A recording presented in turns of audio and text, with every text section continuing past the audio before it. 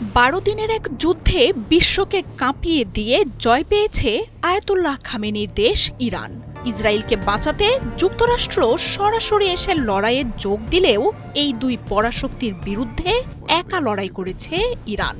তবে আয়াতুল্লাহ খামেনির দেশটিকে কঠিন এই সময়ে জোরালো সমর্থন দিয়েছে দুই মিত্র চীন, রাশিয়া।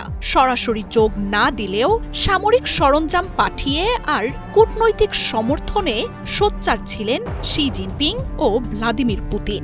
আব্বাস আরাকচির রাশিয়া সফর শেষে এবার যুদ্ধবিরতির পর চীন সফরে গেলেন ইরানের প্রতিরক্ষামন্ত্রী আজিজ নাসিরজাদেহ। কোনো উস্কানি ছাড়াই ইরানে ইসরায়েল হামলা শুরু করে। তবে ঘুরে দাঁড়িয়ে প্রায় সাথে সাথে পাল্টা আক্রমণে ইসরায়েলকে দিশেহারা করে তোলে আইআরজিসি। যুদ্ধে ওয়ালটন বিএলডিসি ফ্যান খরচ বাঁচে 65% পর্যন্ত। ওয়ালটন বিএলডিসি ফ্যান ছড়ায় স্বস্তির সবুজ হাওয়া। সর্বশক্তি নিয়ে নেতানিয়াহুর পাশে দাঁড়ান মার্কিন প্রেসিডেন্ট ডোনাল্ড ট্রাম্প।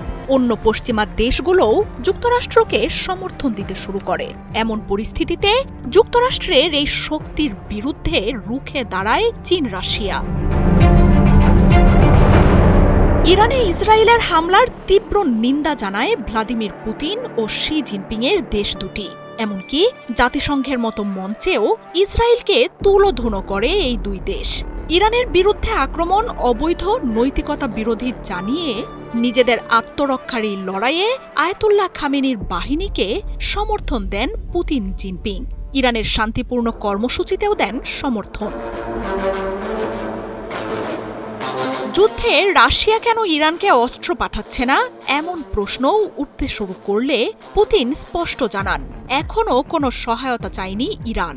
রাশিয়ার পক্ষ থেকে ইরানে আকাশ প্রতিরক্ষা পাঠানোর প্রস্তাব দেয়া হয়েছিল বলেও জানান তিনি।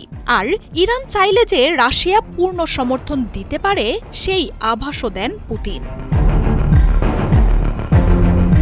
আক্রমণের শুরু থেকেই ইরানকে একতরফা সমর্থন নিয়ে কোনো রাখঢাক করেনি শি জিনপিং এর দেশটি। ইসরায়েলের তীব্র নিন্দা জানিয়ে ট্রাম্পের বেপরোয়া আচরণেও সতর্ক করে দেশটি। এমনকি যুদ্ধে ইরানকে সামরিক সহায়তাও পাঠান শি জিনপিং।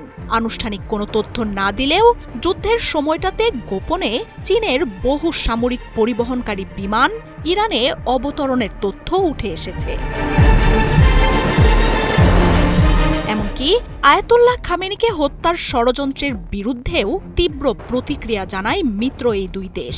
ইরানের সরকারের প্রতি রাশিয়া, চীনের যৌথ সমর্থনই নেতানিয়াহু ও ট্রাম্পকে এই দুঃসাহস থেকে অনেকটাই বিরত রেখেছে। ইরানের পরমাণু স্থাপনায় মার্কিন আঘাতের জবাবে ইরান হামলা চালায় কাতারের মার্কিন সামরিক ঘাঁটিতে। তার আগেই হামলার কথা জানাতে রুশ প্রেসিডেন্টের সাথে দেখা করেন ইরানের পররাষ্ট্রমন্ত্রী আব্বাস আরাকচি। ইরানের সমরাস্ত্রের কাঁচামালের বড় অংশীদার চীন সফরে গেছেন দেশটির প্রতিরক্ষামন্ত্রী আজিজ নাসিরজাদেহ। সেখানে এসসিও সামিটে যোগ দেওয়ার পাশাপাশি চীন ও রাশিয়ার প্রতিরক্ষা মন্ত্রীদের সাথে বৈঠকও করেছেন তিনি।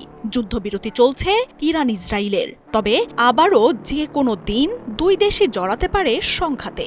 তার আগেই ইরান তার পরমাণু কর্মসূচি আর অস্ত্রের ভান্ডার আরও শক্তিশালী করার কাজ শুরু করেছে।